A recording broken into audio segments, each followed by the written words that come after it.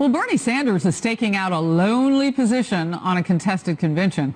Last night, he was the only one on the debate stage who said the candidate with the most delegates should win the nomination. That's a reversal of his position during his 2016 battle with Hillary Clinton. The prospect of a brokered convention has a lot of Democrats worried. A lot. A former Obama staffer says it would be the party's worst nightmare and told The Hill, if you want to see a complete bleep show, fill in the blank, tune in to the brokered convention, end quote. Power panel slides in now. Brian Brinberg, chair of the program in business and finance at the King's College in Manhattan. Leslie Marshall, syndicated radio host and Fox News contributor.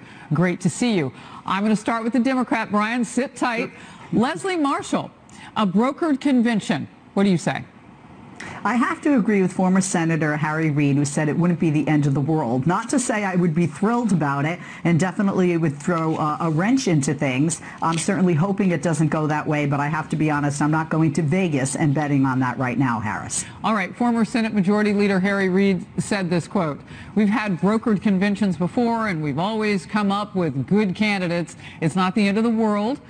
It just slows down the process." Brian? I think the world has changed a little bit since he was thinking about those conventions. There is no goodwill in the party right now, in the Democratic Party. You saw that on stage last night. Can you imagine if we get to the convention and you have someone like Sanders with a plurality of the delegates not getting the nomination? Can you imagine the fight on the floor? Can you imagine the threats?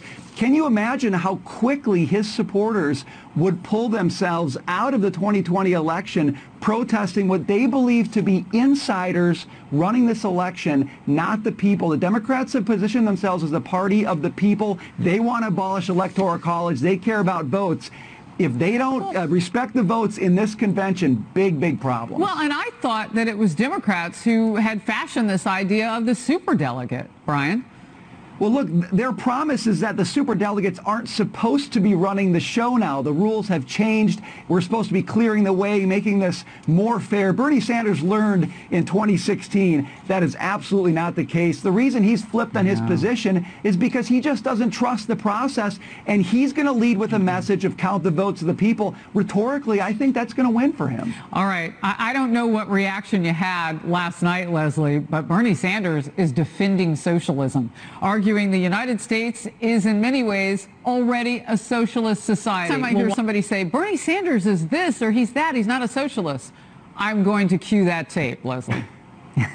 Well, he is a democratic socialist. The problem, Harris, is that most Americans don't know and even don't care about the difference between a democratic socialist and a socialist. Now, Bernie, if he left out that word and just talked about programs which have become very favorable on both sides of the aisle, $15 an hour minimum wage, some kind of a government-sponsored health care plan, the list goes on, and stopped there, it would be okay. The problem is, this is, as the polls show, going to be a huge problem, and not just among Democrats, obviously, but among independent voters, swing state voters, and Republicans who aren't happy with what's happened to their party or don't favor supporting the president in 2020. Real quickly, how do you just leave out the word socialist from a democratic socialist?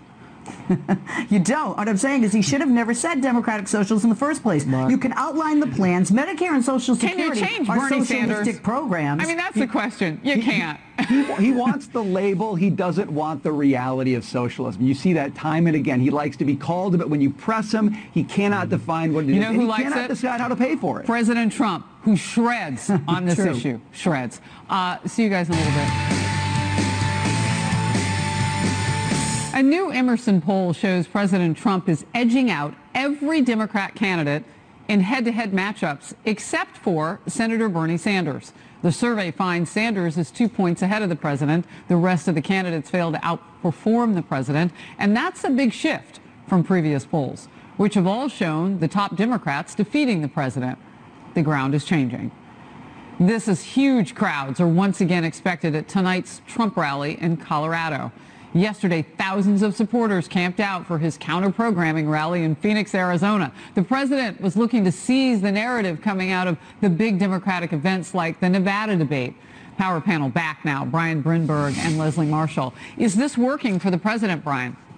Well, I tell you, last night worked for the president. I agree with Mayor Bloomberg that the president won that debate because the Democrats are very, very effective and becoming more effective at hitting each other. And I think the problem they have is as this goes on, too many of them are going to stay in the race. The desperation level goes up. They have to spend more time hitting each other. Meantime, the president gets all of this great ammo to use as he's out rallying his base. He is in a very strong spot right now, and I don't see that changing. No, all right. Now, Leslie, sometimes you'll punch back with, we don't know how big the crowds are. Actually, we do. Our brain room research. New Jersey, January 28th, venue capacity 7,400, total crowd 15,000. January 30th in Iowa, seating capacity 7,152, and they had thousands camped outside in the cold for tickets. Fast forward to Arizona last night, seating capacity 14,500, thousands also outside in an overflow area. You can't argue with the numbers. I said, Harris, in 2016, when I saw the crowds for Donald Trump, I said to my fellow Democrats, I think we're in trouble, and they thought I was crazy. Also, if you look, Bernie Sanders had in 2016 and continues to have very large crowds. If those people show up to vote, that is essential, whether it's for Donald Trump, Bernie Sanders, or any of the other candidates. And I'm not surprised that the polls are narrowing. We see this, and certainly the incumbent has an advantage when you have a very full field, as we do on the Democratic side right now. Why is Bernie Sanders on fire right now, Leslie? Well, Bernie Sanders, it's not just a candidate they're supporting.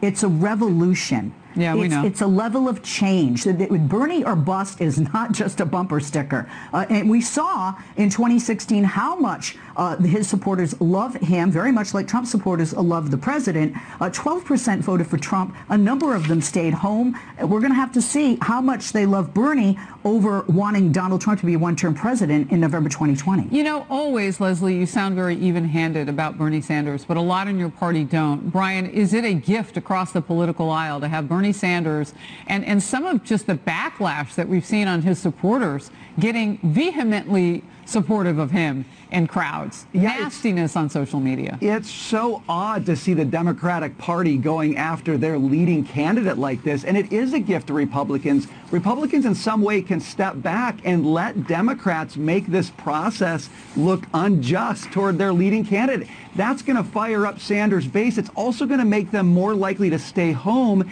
if the convention turns out to look like an insider job and not a legitimately democratic process. Democrats are really putting themselves in a bind by choosing to go after their leading candidate so hard, and they don't seem like they're in any hurry to stop that. Yeah. All right, you two. Leslie Marshall, Brian Brinberg, great to see you today.